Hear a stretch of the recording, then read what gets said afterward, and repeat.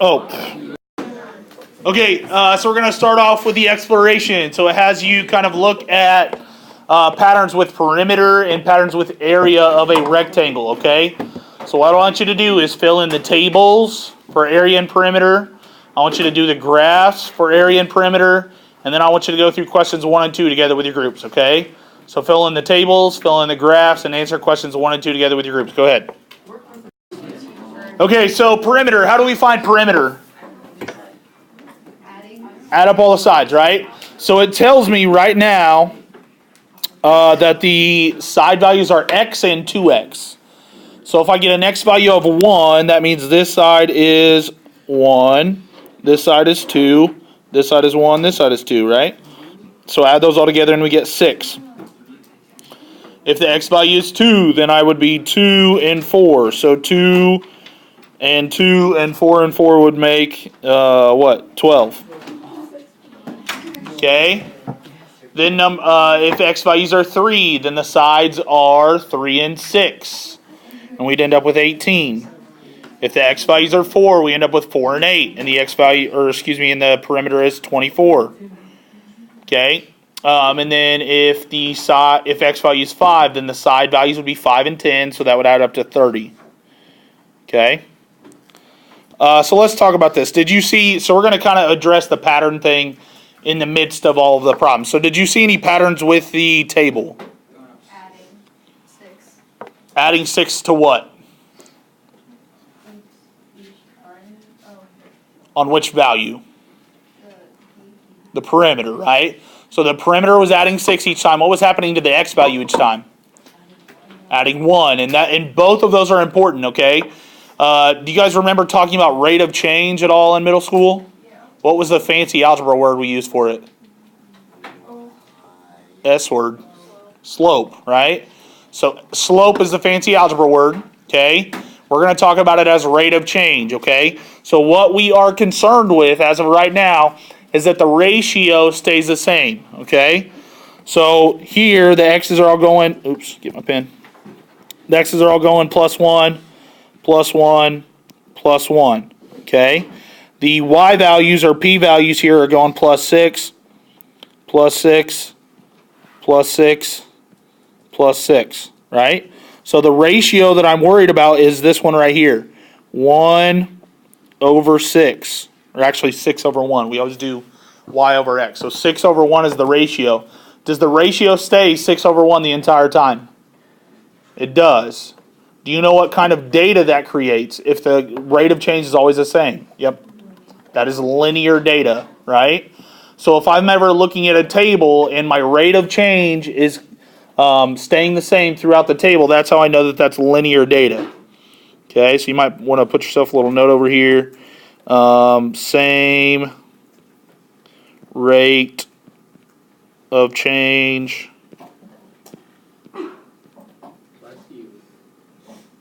equals linear.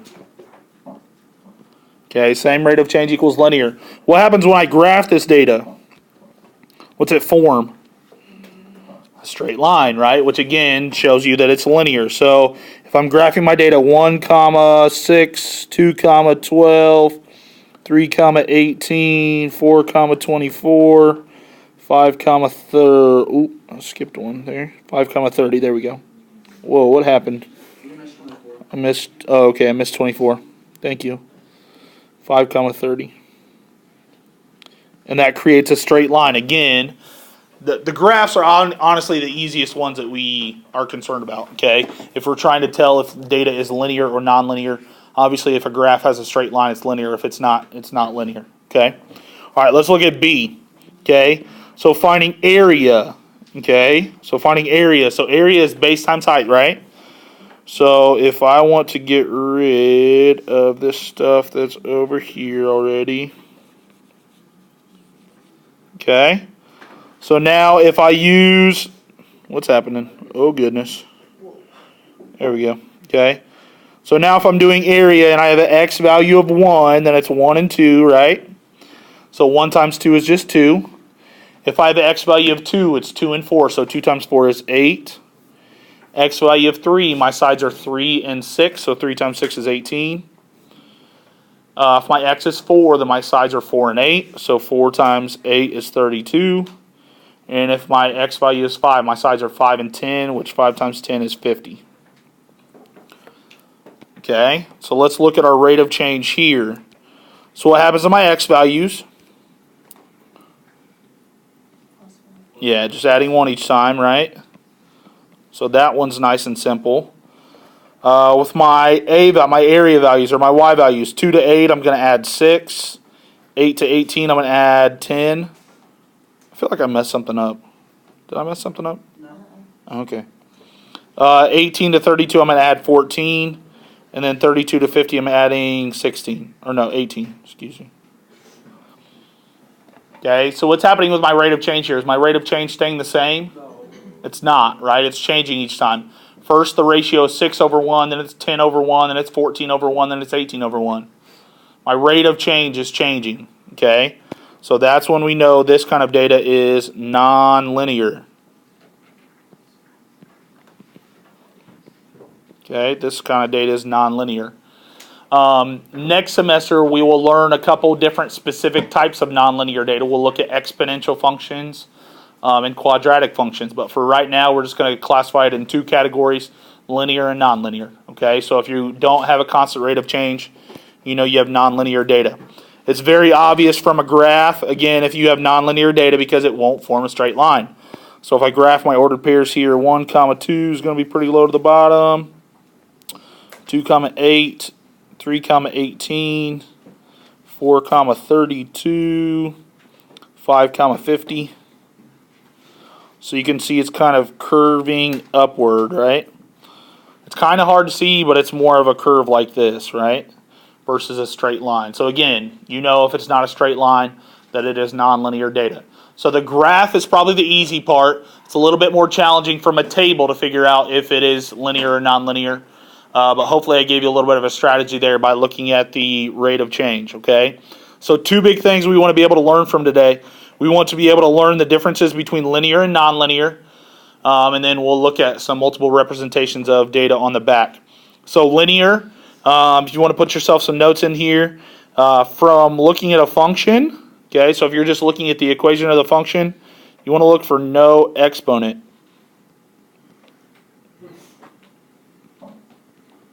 Okay, so with a function or equation, we want to look for no exponent on the x. If you look over to the nonlinear side, over here we see an x to the third. So anytime we see any kind of exponent on the x, that's when we know we have nonlinear data. So if you're looking at a function that does not have an exponent on the x, that's linear. If you see an exponent on the x, that's nonlinear. Okay, we already talked about the graphs. So straight line versus a curved line. That's linear versus nonlinear. Okay, I do want to show you one more example of a table for linear, because I don't want you to be thrown off by this. So say we have this table, and the x values are 1, 3, and 4. Okay, and then the y values are 5, 9, and 11. Okay, so we don't want to assume just because the x values don't go up by 1, it's nonlinear. Okay, remember, we're not just worried about the x's, we're not just worried about the y's, we're worried about the ratio. Okay, so let's pay attention to the ratio here. So let me zoom in on the table a little bit. Let me make my table a little prettier so we don't get confused what's going on here. Okay, so how am I changing x values? How do we go from 1 to 3? Plus 2, and then how do I go from 3 to 4? Plus 1. So went plus 2, plus 1, which should be concerning to you, okay? That should be concerning to you, but it's not, that in and of itself is not a reason to say it's nonlinear. So we need to investigate a little bit more. So how do I go from 5 to 9? Plus 4. And how do I go from 9 to 11? Plus 2. So I need to look at the ratio now. Okay, so the ratio is 4 over 2. So what does 4 over 2 reduce to? 2 over 1, right? This second rate of change is 2 over 1, right? So they both actually simplified down to 2 over 1. They just skipped over an ordered pair in the table. So is this linear data? Yeah, that's linear data. It's a constant rate of change. The rate of change is always 2 over 1 there. Okay, so this is linear. Okay?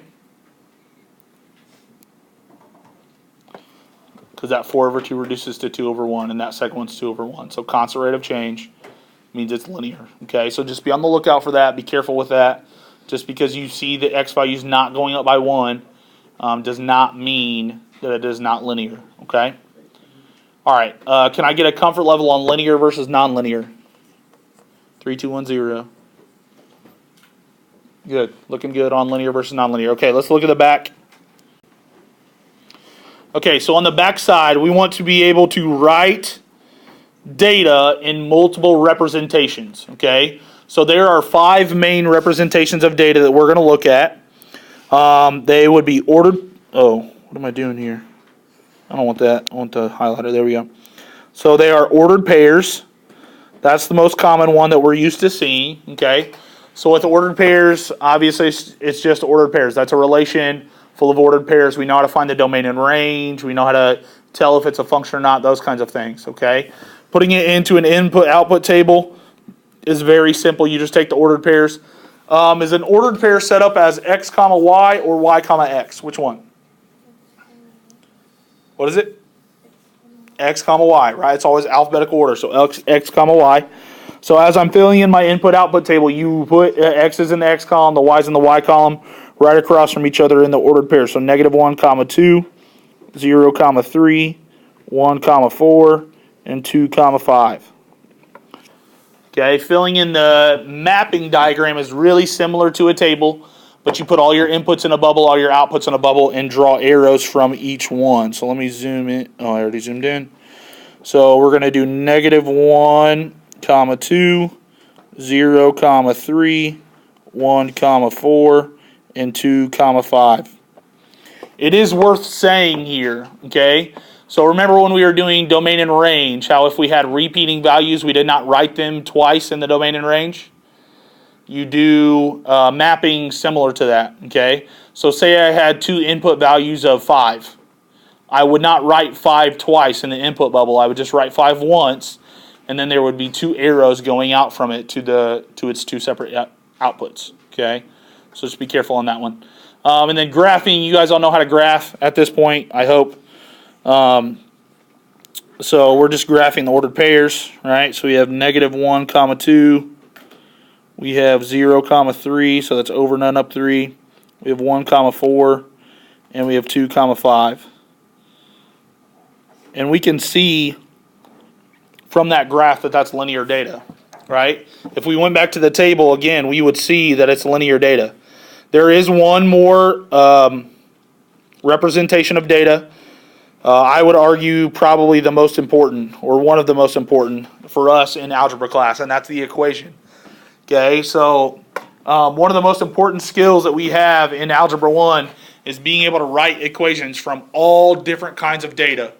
Okay, and our kind of first step in that is being able to write an equation from a table. Okay, so if I'm given a table like I am here, and I want to write an equation, okay, every equation has 2 parts to it. It has a starting point, and it has a move point. Okay, that move point is basically the rate of change or the slope of the function. Okay, the rate of change is always going to be paired with the variable. Okay, so our equations are always going to be written get the pen.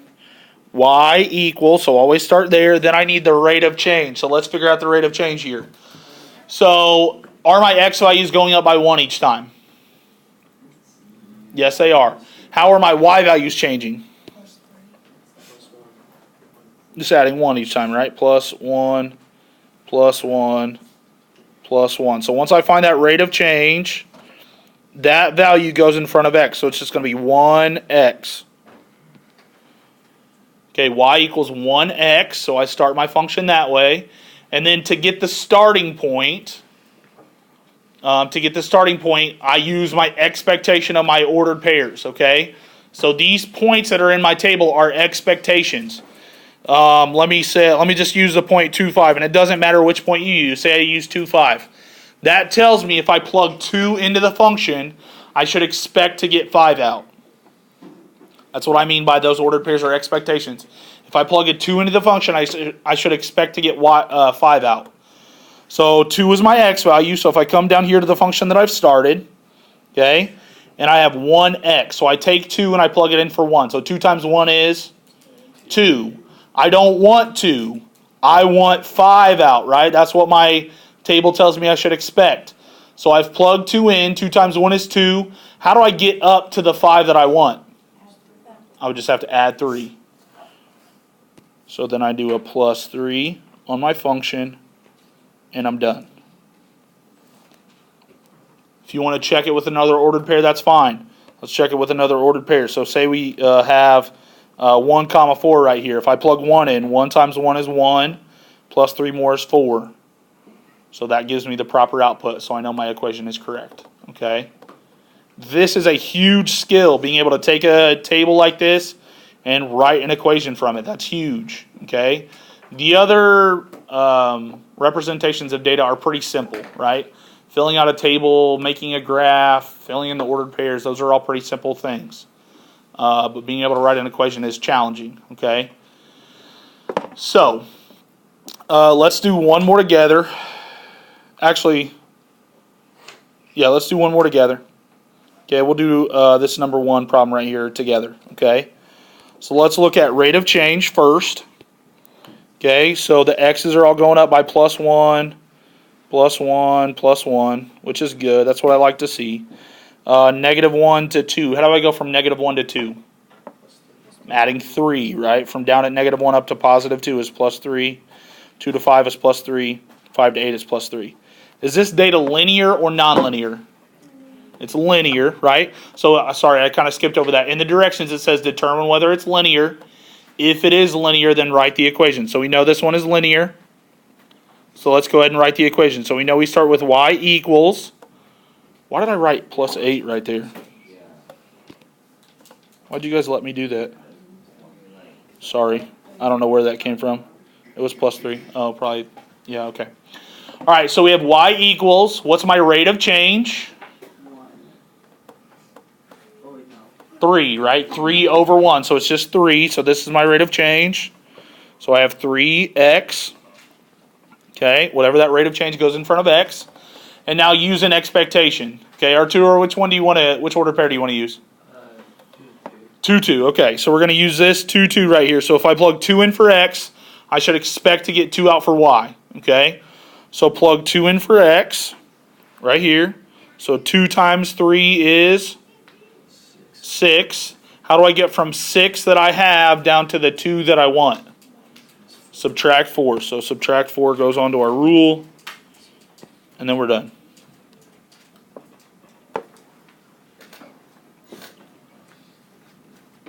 Okay, I want you guys to go ahead and do the rest. So problems 2 through 5 together with your groups. And remember, if it is not linear data, if it's nonlinear, you can't write an equation for it yet. Okay, so if it's nonlinear data, just write nonlinear and be done. If it is linear data, that's when you go ahead and try to write your equation for it. Okay, all right, go ahead.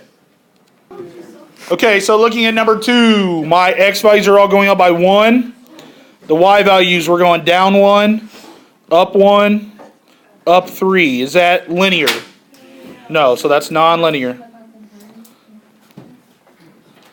Done. All right, let's look at 3. Okay, so x values are going up by 1. Y values going up 4, up 8, up 4. Is that linear? No, it's nonlinear again. Done. All right, let's go to 4. Sorry.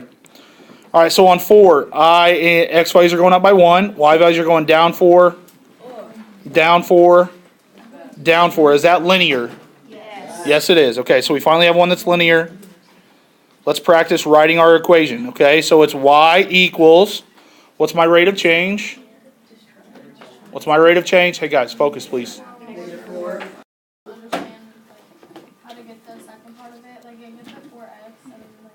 We're going to go over it. Yeah, we're going to go over it right now. Okay. All right, so what did we say our rate of change is? -4. So that's -4x. Okay. Now we have an expectation, right? So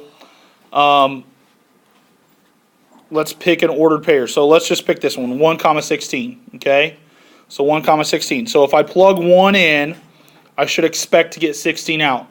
So if I plug 1 in right now, what's negative 4 times 1? Negative 4. If you struggle going from a negative up to a positive number, you can always do this as a visualization, right? So here's negative 4 where we're at. Here's 16 where we want to be. And then 0's in the middle. How do I get from negative 4 to 0? Add 4. How do I get from 0 to 16? Add 16. So what do I need to add to get from down at negative 4 up to positive 16? I would have to add 20. So plus 20 is my rule. Okay? So you find your rate of change. Once you get your rate of change, then an ordered pair is your expectation. You plug one of the x's in, add or subtract whatever number you need to get up to or down to the number you expect to get out. Any questions on 4 before we move to 5? Okay, let's move to 5. Okay, again, x's are going up by 1. That's good. Y's are going up by 5, right? So plus 5, plus 5, plus 5. When we see that constant rate of change, we know it's linear. And I can start my equation y equals 5x. Okay? So let's use an ordered pair. Let me clue you in on something, okay?